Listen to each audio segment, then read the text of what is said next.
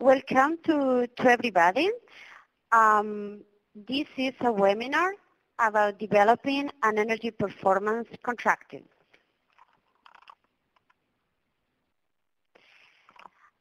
So this presentation is gonna have 4 main points.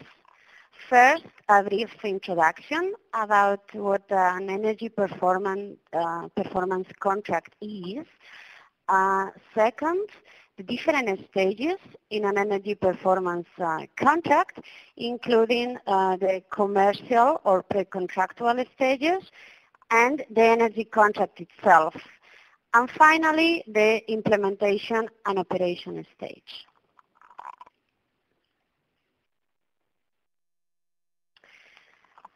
So for those of you who have been attending the previous webinar, you might be familiar with the concept of energy performance contract, but here we are going to review the idea. So there are different meanings for energy performance contract, but for the purposes of this presentation, we'll stick to the definition provided by the European Commission in the Directive 2012-27. So according to European Commission, energy performance contract has 3 main elements. So first of all, all EPCs are contractual arrangements between 2 agents. And the agents are on one side the beneficiary or client, and on the other hand, the energy service company or ESCO, which is the provider of the energy savings measures.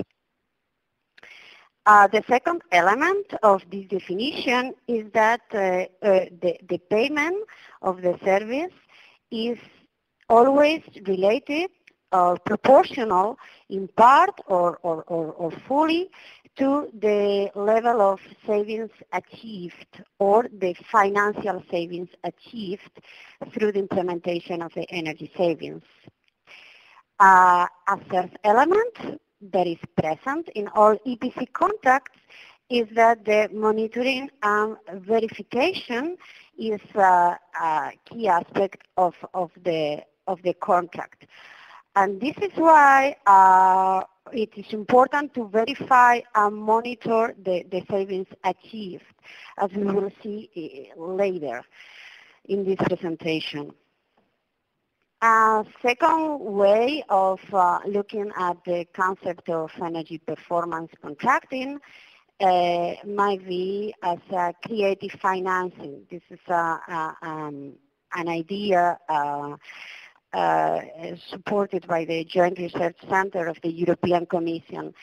It is creative because at the end it is generating funds by cutting costs through saving energy and saving money.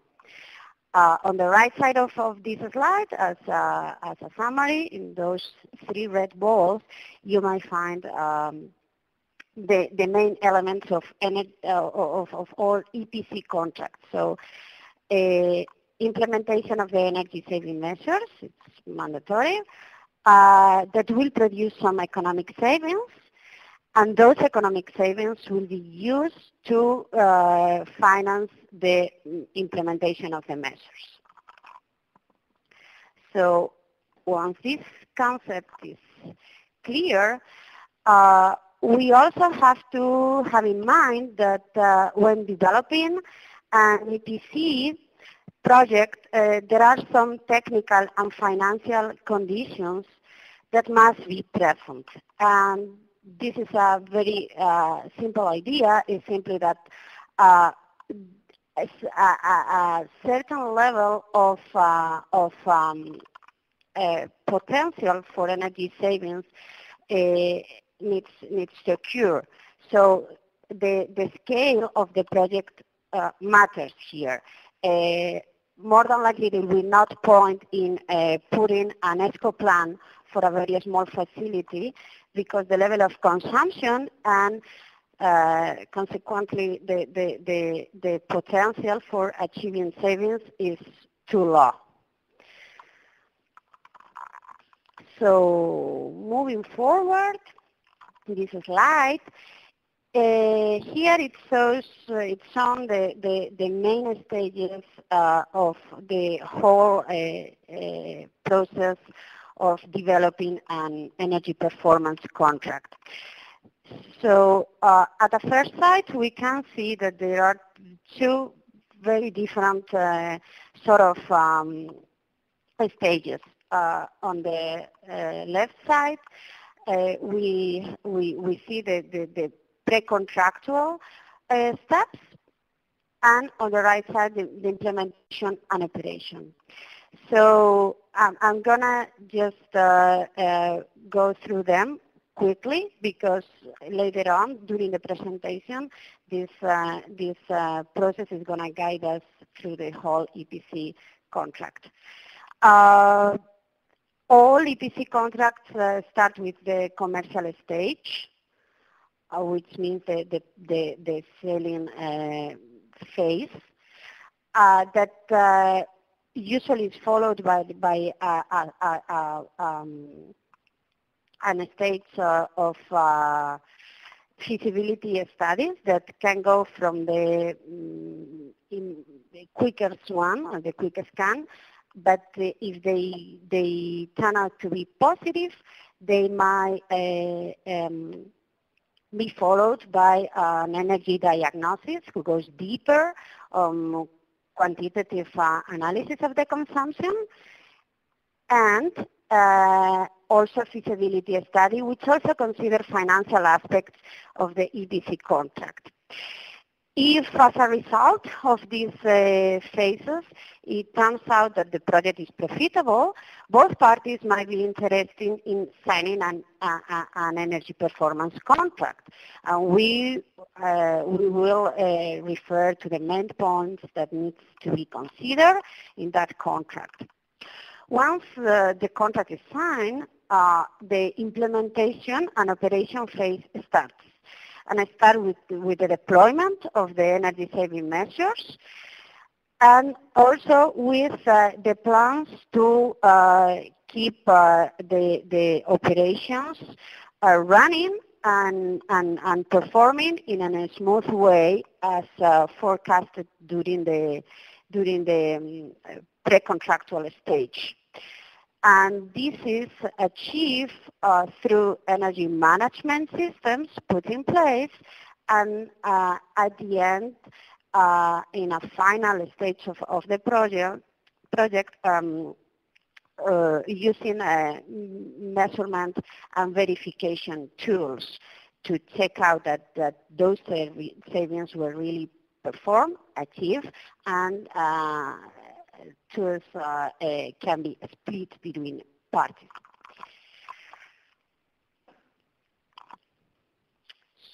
So if we come back to our agenda, we are going to explain now these first stages or the commercial activities.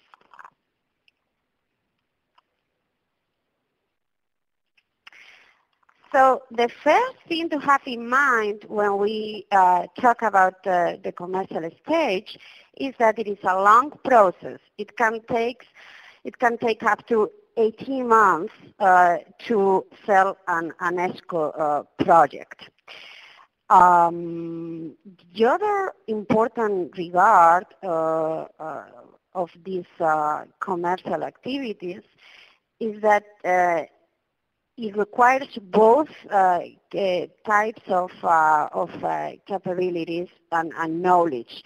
The more technical and engineering skills, but also financial aspects are involved. And this means that the person responsible for the ESCO selling and the client, they both need to understand both sides of the business. So skilled people are needed for performing the commercial stage. And third point is explained here as mutual commitment. So usually ESCO projects are very demanding in terms of financial capabilities. And it's, as we will see, it's a long process also during the operation of the contract. So having both parties a good credit record, it's important to guarantee the success of the ESCO business. Well, just to illustrate this commercial stage, I could tell you that many times the ESCO plan simply ends up being frustrated at this very early stage of the EPC contract. Sometimes, as I said, it's because the people involved, they don't have the right skills to deal with this kind of contracts, but also sometimes it's because even within the client, there are different perspectives about the ESCO business. So, for example, it's very common that when dealing with public municipalities, there's a very different standpoint between technicians or these people, the technical staff of the municipality, who usually understand the ESCO projects and they are convinced about that and they would sign the contract, but the politician who is responsible for the final signature, he does not consider the ESCO plan so attractive because of political reasons, and it ends up delaying or even frustrating the plan. But let's say that the commercial, the first commercial steps were fine, and then we need to run a simple test to determine whether it's profitable, the project or not. In order to do that, we use this tool, which is called the Quick Scan. Quick Scan is simply a qualitative analysis of the implementation of the saving measures. The methodology here used by the work team might be simply telephone surveys or using forms that the owners of the facility, the clients, will fulfill with very basic information about main consumption data of the company or the facilities. As a result, a report will be produced, and that report will simply identify the main energy savings opportunity and the estimation of the expected amount of savings. It can also include some basic comments about feasibility. So to summarize, the reason why this Quick Scan is an important step is because it allows both parties to save a lot of time and consequently money by determining in a very early stage of the energy performance contract whether it's worth to go on with the process or better not.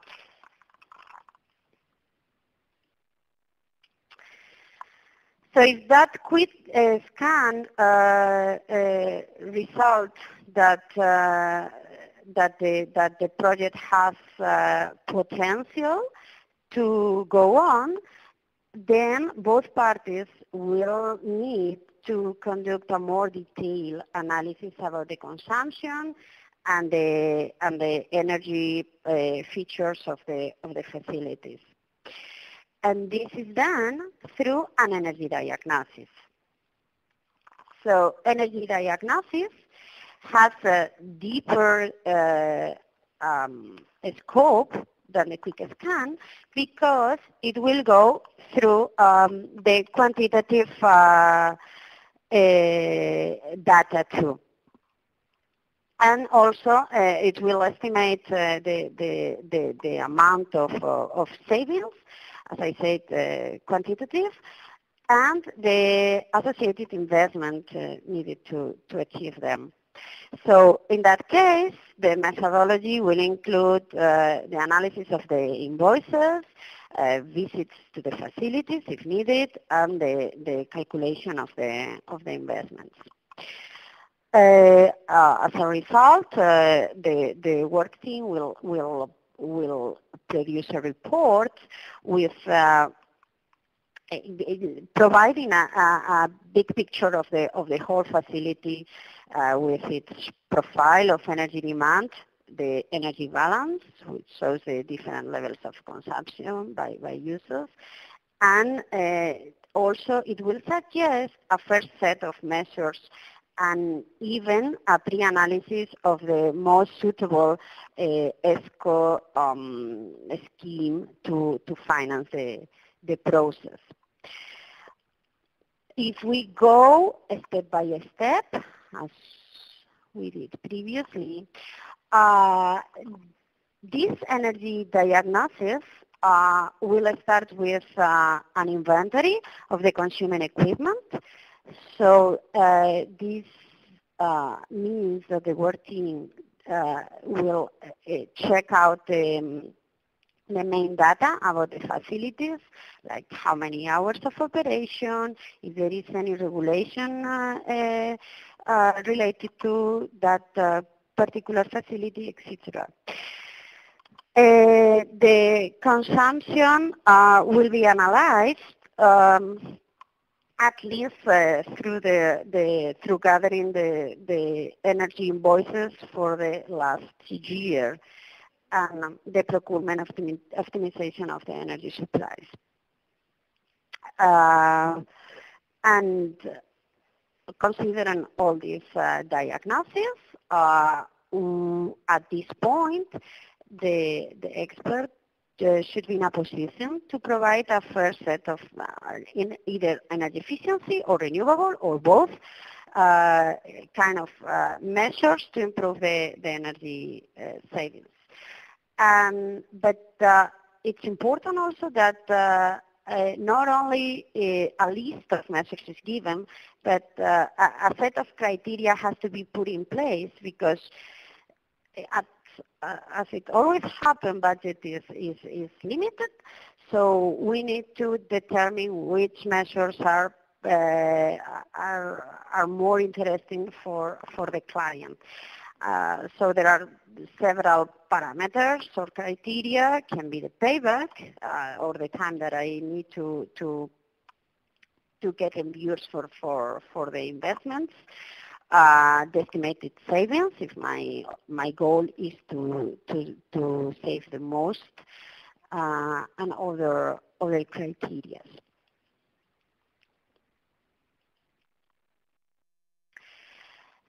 So let's look here at that example of a report, or part of a report, which is providing us two different alternatives.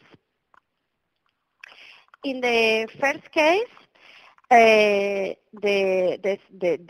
saving measure is the replacement of the light, but only in a certain part of the facility, only at the parking lot. And the case two, the second alternative is the replacement, but in the whole facility. So, as we see here, the first thing is that savings are very different in each case. So In the first case, it's around 30,000, and they go higher than 93,000 for the second alternative. So savings are higher if we operate on the whole facility, but also, on the other hand, the amount of money required it's less in the first case, because maybe you are going to replace less lights, and it's higher if we go for the second alternative.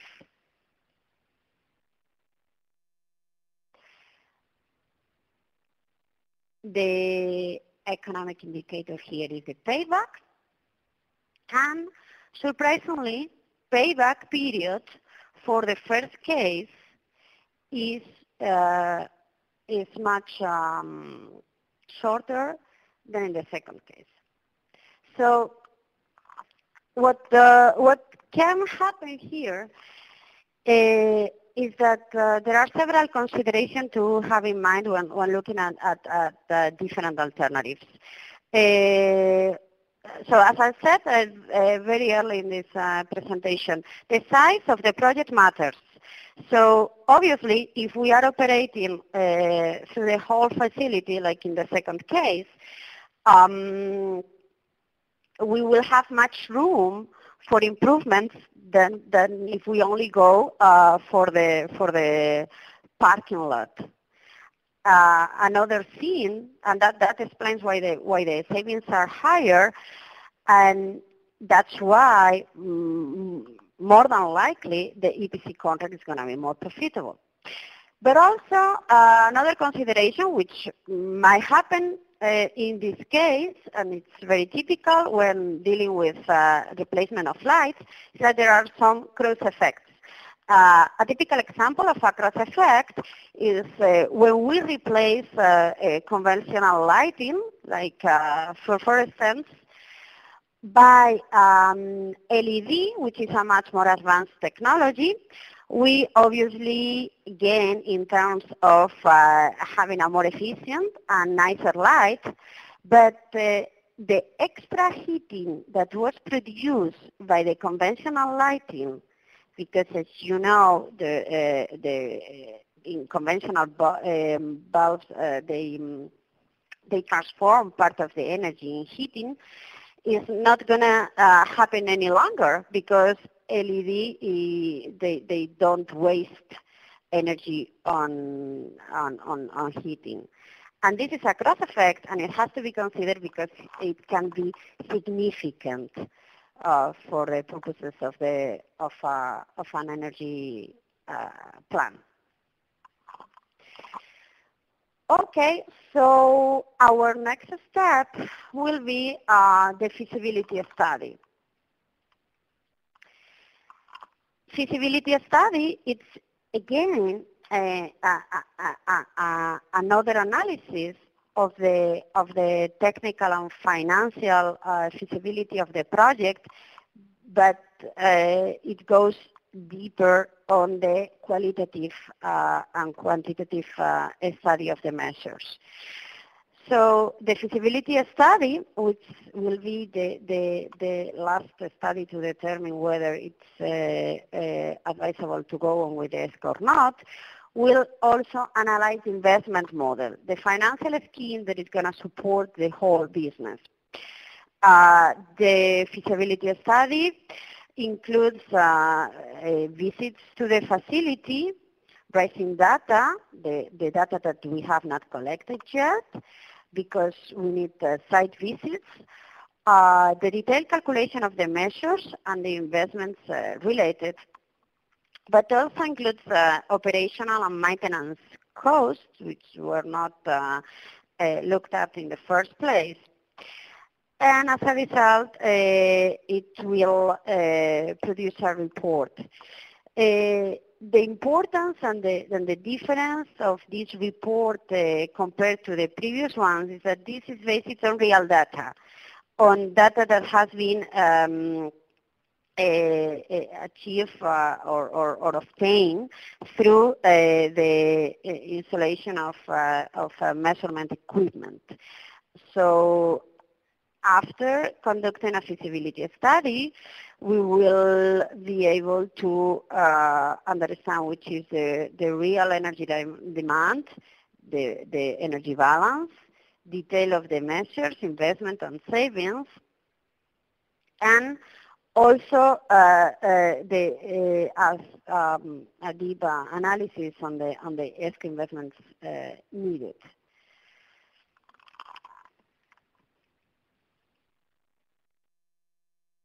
So before I go on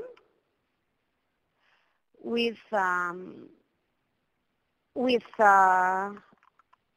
steps involved in the feasibility study, let me also reinforce the idea that this is a crucial aspect of an ESCO contract, and it has to be performed by an independent and objective person or expert. So, and that is important because the level of accuracy of the measurement is going to determine that finally the savings are really achieved. So in order to narrow the gap that occurs and the difference between what has been forecasted and what really happened at the end, and avoiding the fines for the ESCO company or the client, or losses of money, it's important that this feasibility study is properly done. So said that, here we see the main 4 steps of a feasibility study. So first thing is that the inventory has to be detailed in terms of checking out the equipment with the main features of each machine or equipment, brand, model, power consumption, or any data relevant to determine the level of consumption.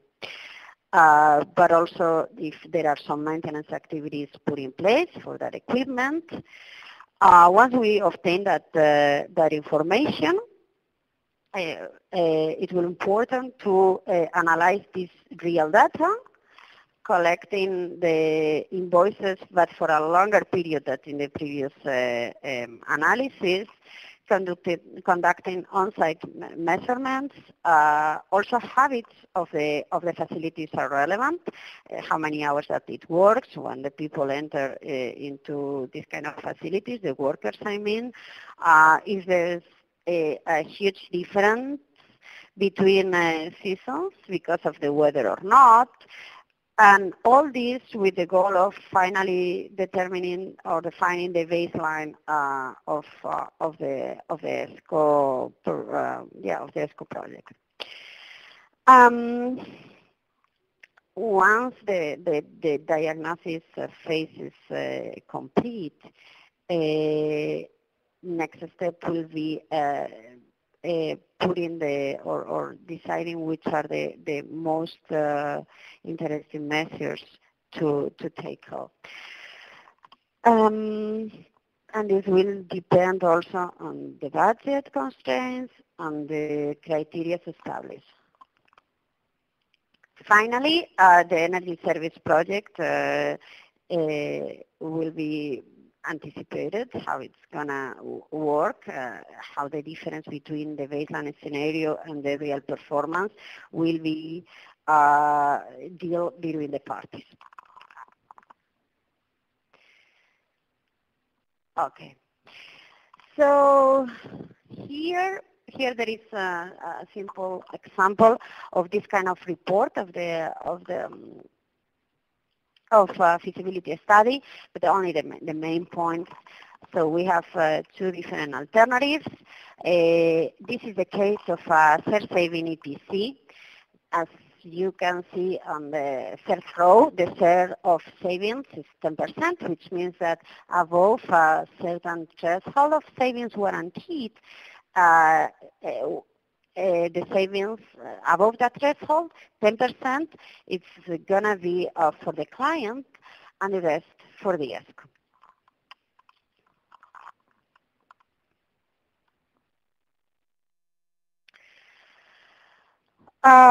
So regarding pre-contract stages, only one thing is missing, and it's but I think I actually made this point before. The feasibility study is important, and it has to have a value, regardless if the project finally comes out to happen or not. So many times, even if finally both parties decide not to go for the ESCO, this feasibility study needs to be paid in a different manner. Okay, so now we have finished with the pre-contractual stages. We are gonna start with the energy contract itself. So first thing about the energy performance contract, the first thing that comes to our mind is how I'm going to finance my ESCO project. As in all kind of projects, we have two options. Either we go for external financing, we go to the bank and we borrow the money, or we use our own resources. And these can take three different shapes: full equity, corporate funding, or leasing.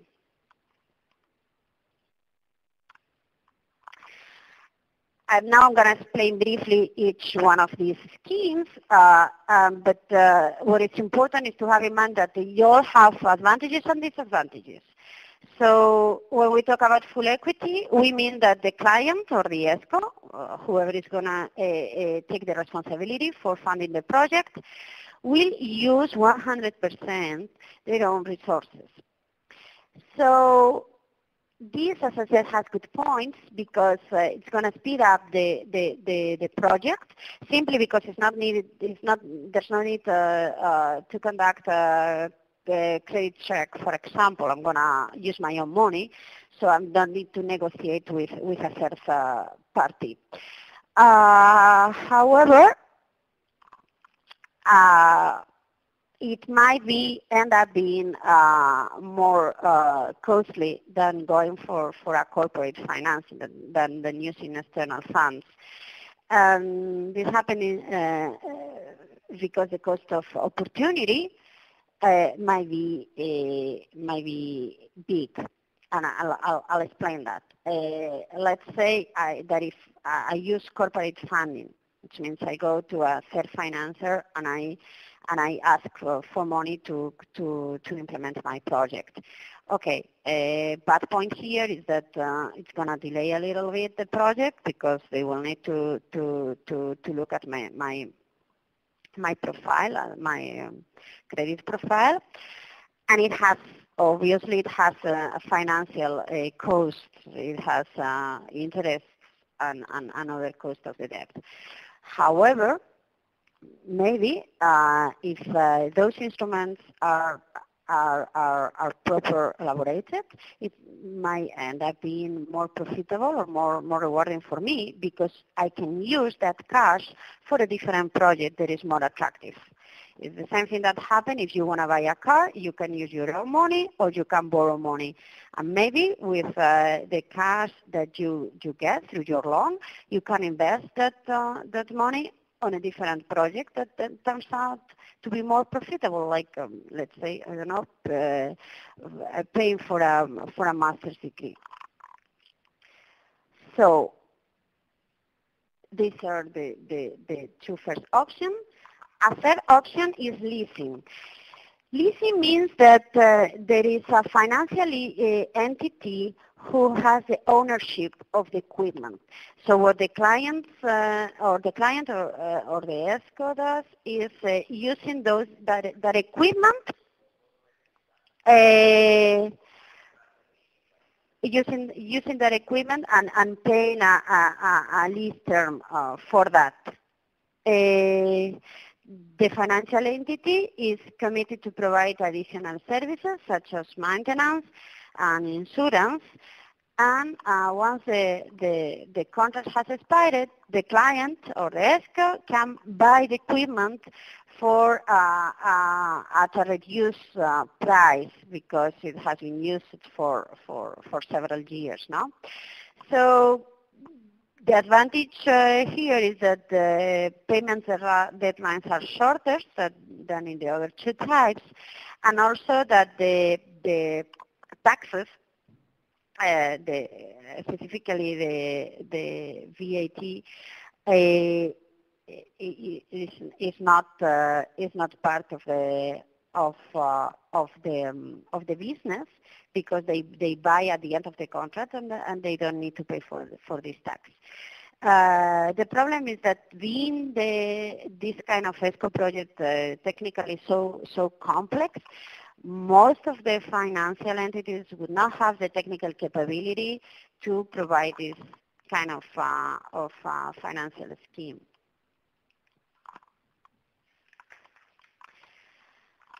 So now we move to the energy contract and how does it work and the main aspects of it. But the whole idea beyond an energy contract is that we need to establish clearly for the sake of the smooth relationship between parties, the rights and the obligation of both the client and the ESCO.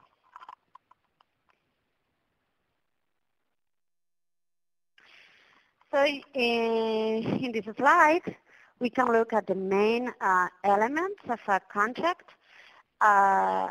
So first of it is the object and scope definition. This is common to all kind of contracts, but in the case of an ESCO, it's going to include the energy supply specifications, the definition of the supply points. Also the contract period, how long is going to remain the contract, and if there is the possibility of an extension or not. Also, well, and I think this is the cornerstone of the ESCO contract, is the contract price, is how those savings are going to split between both parties. We want to use as we did in the example, 90 against 10%, which means 90 for the ESCO, 10 for the clients.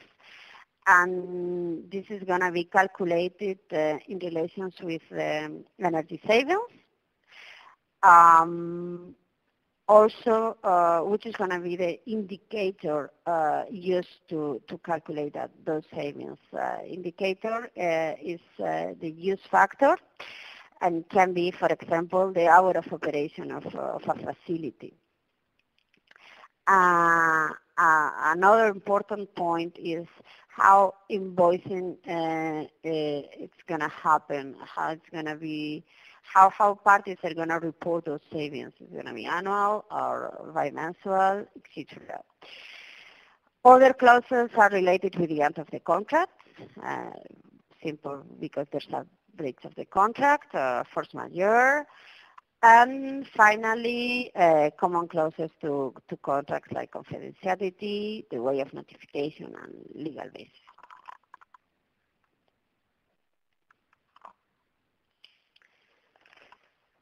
So we are just about to start the last part of our presentation, which is referred to the implementation of the contract.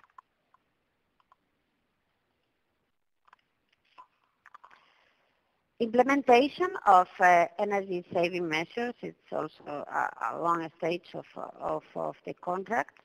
It's obviously related with the task of the deployment of the measures themselves, the new technologies, the new lights, the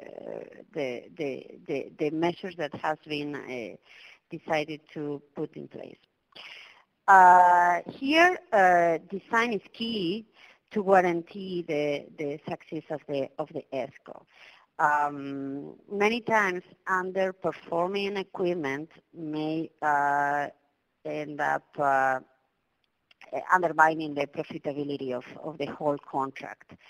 Also, the execution of this implementation, it needs to be carefully thought, planning how it's going to be done with kind of the experts and technologies are the selected for achieving those savings. If there is some modification during that execution of the project, it has to be budgeted and communicated to the customer. So there's not surprises at the end of the contract.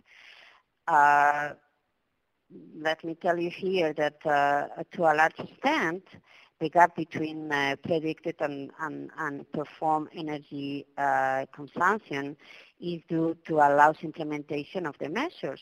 And this is why this phase is so important. As an example, it is commonly accepted that in the case of skyscrapers, it takes up to 2 years to achieve the level of optimal consumption that is considered the optimal performance for the building according to the simulation.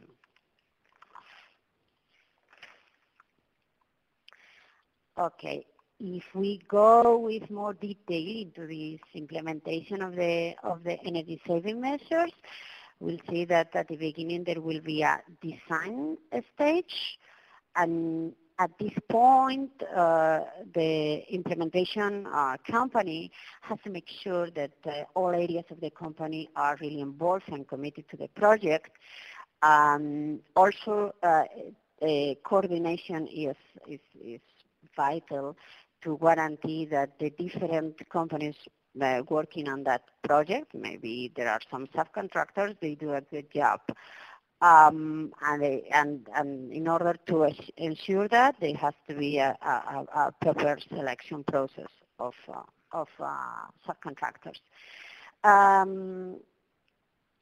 Many times during the setting up of the measures, calibration and adjustments needs to be done. Because the performance turns out to be different to what expected. So those kind of adjustments needs to be performed.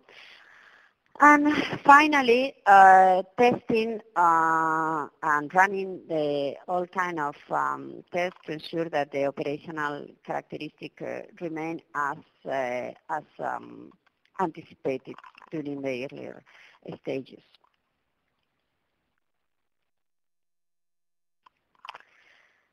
So once the facility is running with the new measures and with the new technologies in place, to achieve those savings, operation and the plans for maintenance are relevant. This implies that an operational plan need to be put in place, and also the tools to ensure that the operation is proper and maintained during the whole life of the ESCO project.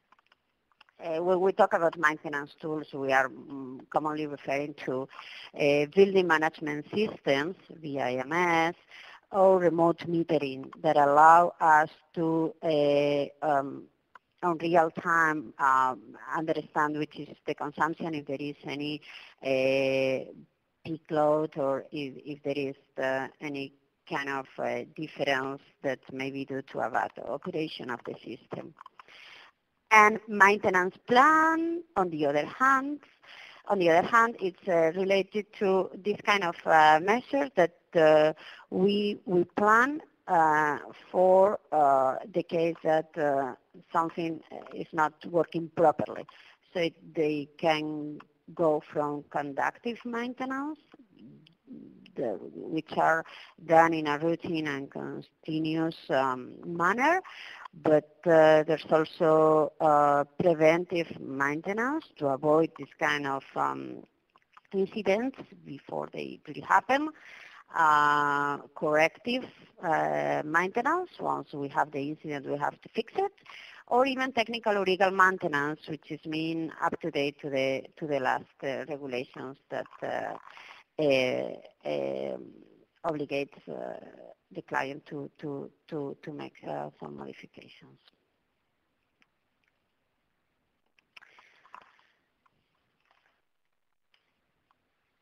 Jointly with the operation plan, it has to be designed an energy management plan. When we talk about energy management, we are always referring to something that is being done in a systematic way. So, as it said here in this slide, energy management aims to systematize the processes in the organization in order to promote energy savings and energy efficiency.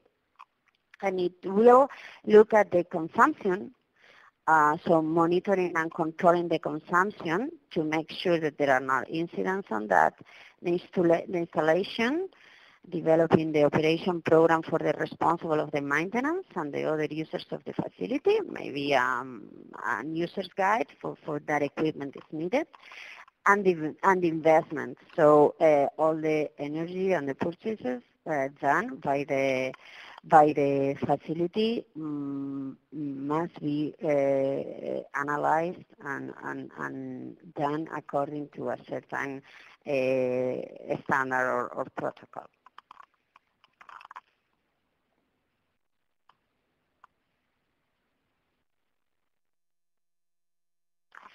To summarize, why this implementation and operation is important is because ESCO and customers, sometimes they have very different perceptions of how the savings occurred and which are the reasons for the differences between what was agreed and what at the end happens. So the way we calculate savings and the way who indicate the person to calculate them, it's relevant. And as you can imagine, this is because the whole idea of an ESCO project is based in that the annual savings are gonna finance the energy measures.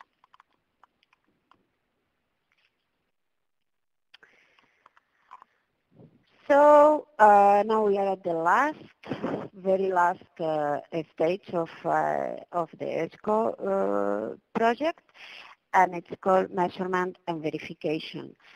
Measurement and verification is the tool that we use to verify how or to which extent those savings have been achieved.